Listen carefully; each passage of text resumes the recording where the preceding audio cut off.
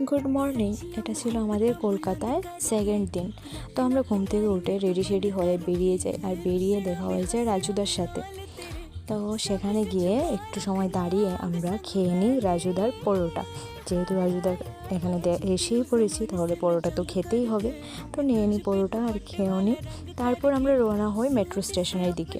তো সেখানে গিয়ে মেট্রো স্টেশনে তারপর মেট্রো ধরে আমরা চলে যাই সোজা হাওড়া।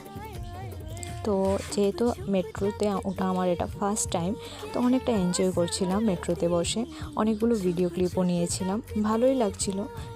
মেট্রো স্টেশনে ঢুকে আমি যা করছিলাম, আমার হাব ভাব দেখে আপনাদের মনে হতে পারে যে আমি মেট্রো স্টেশনেই ঘুরতে এসেছি। আসলে একদমই এমন না, আমরা উদ্দেশ্য নিয়ে বেরিয়েছিলাম আজকের মধ্যে কলকাতার ভালো ভালো জায়গাগুলো ঘুরতে হবে।